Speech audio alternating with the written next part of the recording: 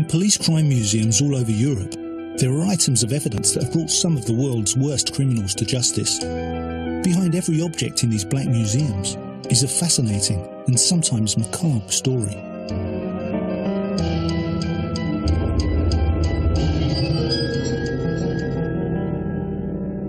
The human body leaves evidence of its passage wherever it goes. Nowadays, forensic scientists can pick up DNA from the smallest particles of skin. But back in the 1940s, it took sharp detective work to build a case on the tiny traces left by a killer. The two cases we're about to see show how these traces can play a vital part in solving a crime. The night of the 2nd of November 1940 was a particularly bad one, cold and damp. 15-year-old Mary Hagan was running an errand for her parents, getting them a copy of the Liverpool Echo and a packet of cigarette papers. It should only have taken minutes. So when some time had passed and Mary had failed to return, her family became terribly worried. They contacted the police, who immediately began to search for the missing teenager. My uncle was Mary's father, and he had to send her along for the paper because he had half his leg amputated and he couldn't get along. At that time, she wasn't old enough to go for a paper. We never thought anything wrong about that. The route to the shop was relatively short, but there was a railway bridge to go over, and as it was war, they had built a big concrete pillbox on top that covered the whole of the railway bridge. The next day, a friend of the family and an air raid warden found Mary Hagan's body. It was lying just inside the unmanned pillbox on the bridge close to Mary's house. Amongst the people called to the scene was Dr. James Firth, head of the Home Office Forensic Science Lab at Preston. Scouring the blockhouse for clues, he saw that as well as a newspaper and a half-eaten bar of chocolate, a small piece of fabric lay near to the body.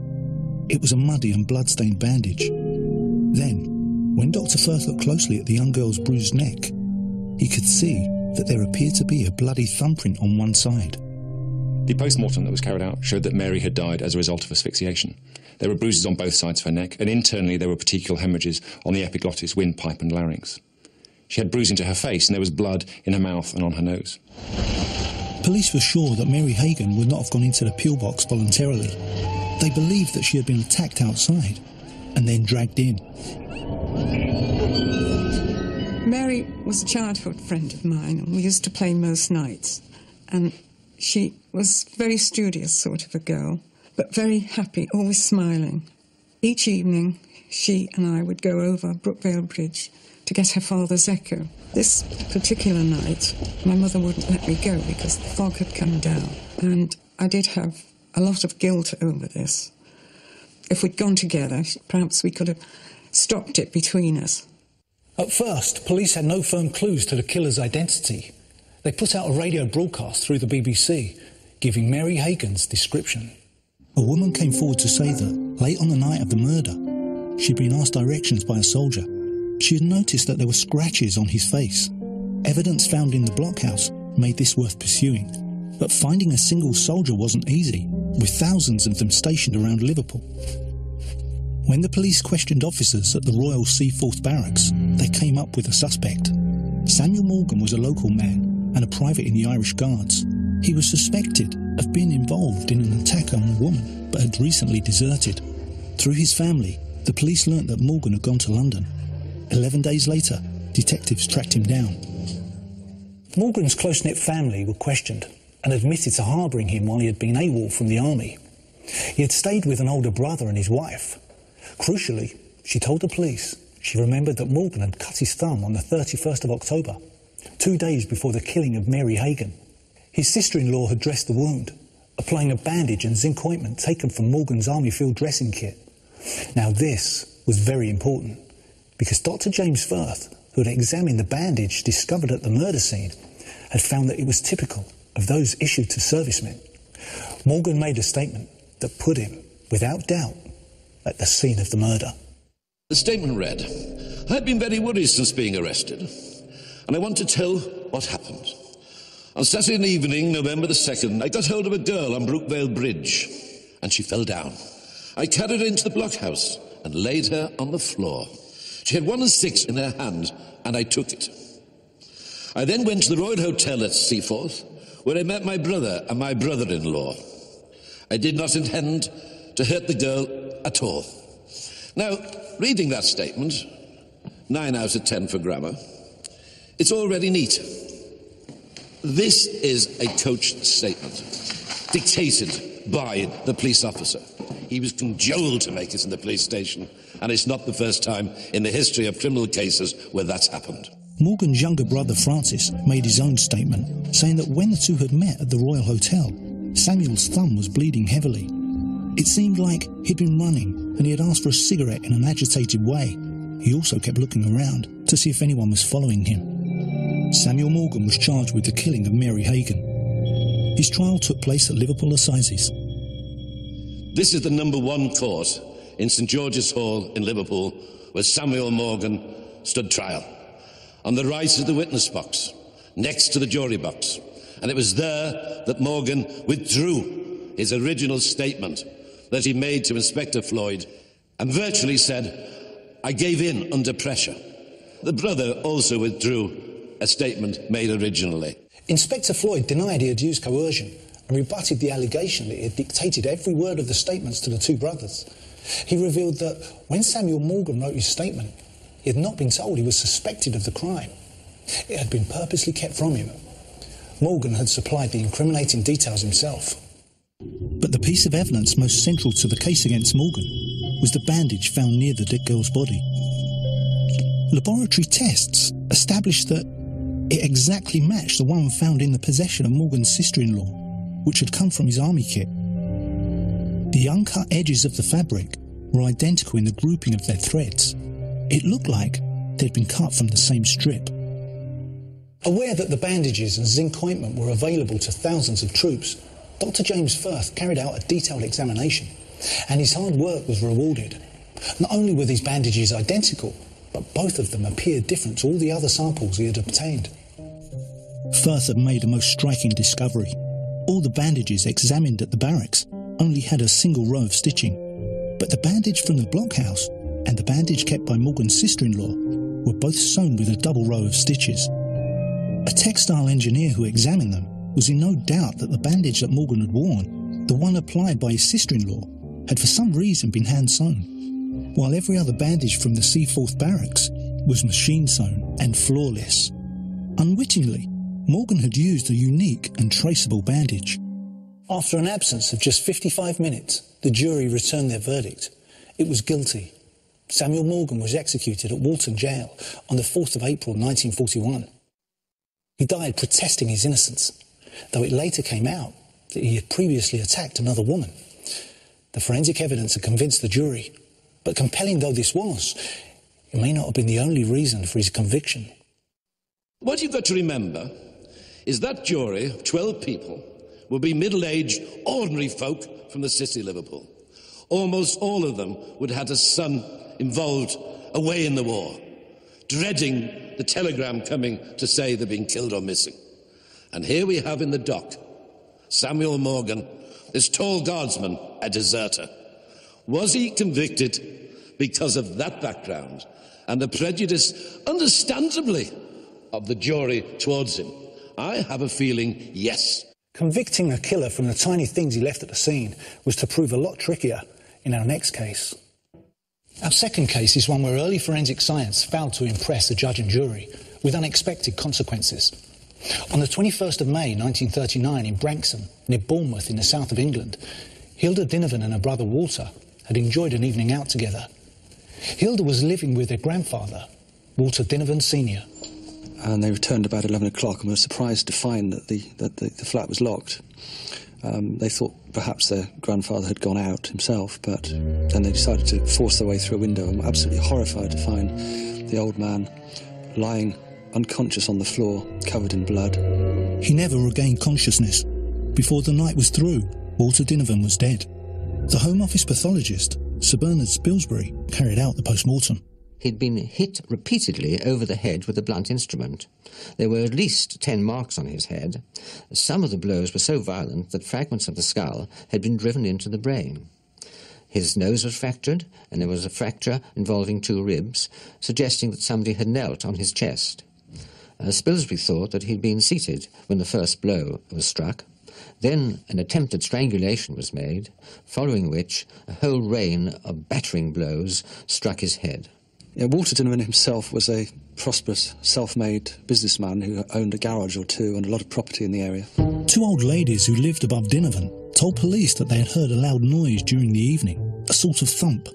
One of them had listened at his door, but everything seemed okay. It looked at first as if Dinovan's murder was a robbery that had gone wrong. Money was missing from his wallet, and jewellery belonging to his late wife was found to have disappeared from his safe. But then police discovered that Dinovan had a secret life. They found that Dinovan had been associating with a number of prostitutes. One in particular, Miss Parsons, had visited his flat on a number of occasions, and the police began to wonder whether blackmail or jealousy might be an alternative motive for the crime. But the most important clues were found at the scene of the murder. A small table stood in the middle of Dinovan's front room. On it was a beer bottle, a tumbler, and another glass which had contained whiskey. On the floor was a brown paper bag, blood-stained and folded, implying that it had been used to wrap around the murder weapon. Curiously, a hair curler was on the carpet. But most importantly, police found 3 cigarette stubs, 2 on a cushion on the sofa and 1 on the table. They were cork-tipped and had been smoked right down. Scotland Yard called in their top fingerprint expert, Chief Inspector Fred Sherrill. Examination of the tumbler revealed a distinct fingerprint that had been captured on the side of the glass where beer had dripped down and preserved it. Prints taken from the dead man and his grandchildren show that the print was not theirs. To Fred Sherrill, it seemed likely that it had come from the murderer. Police discovered that the hair curler was a most uncommon kind. It was mock tortoiseshell and made of highly flammable celluloid. It turned out that this particular make was French and banned in England for safety reasons. The cigarette stubs promised police even more crucial forensic information. In 1925, it was discovered that up to 80% of the population belonged to a group called secretors. In these people, bodily secretions such as saliva, semen, urine or perspiration carry the same substances as their blood, and so can be used to determine blood groupings. The cigarette stubs were found to bear traces of saliva. The smoker was blood group AB, the rarest group, believed to be found in only 3% of the population. Because Dinovan's flat had been undisturbed, detectives believed that he had known and entertained the murderer. One of his old friends was Joseph Williams, a man who had known Dinovan since they were boys, and who lived just 10 minutes away in Branksome. The chief inspector in charge of the case, Leonard Burt, interviewed Williams at length. Joseph Williams was 70 years old, a fishmonger by trade, but in the last couple of years he'd fallen on severely hard times. His business had failed. He was up to his eyeballs in debt. He'd sold virtually all his possessions, and all he had left was a camp bed, a table and a chair, and was facing imminent eviction from his home. Leonard Burt recalls Williams as a tall, gaunt man who was crazy with anger at his visit. He had picked up a sword and swung it around his head and shouted, "Busybody Burt, I'll show you the way to go home. I know you. I know what you're after, but you shan't bloody well get it." When he calmed down, Williams said that he had visited his friend the week before the murder, but claimed that on the night of the killing, he had been indoors. But as Williams was talking, Bert's eye was caught by some paper bags that were lying in the corner of the room. Williams refused to have his fingerprints taken, but agreed to let Bert take the bags away with him. Bert soon discovered that these paper bags, just like those at the murder scene, had a particular fault in the serrated edge.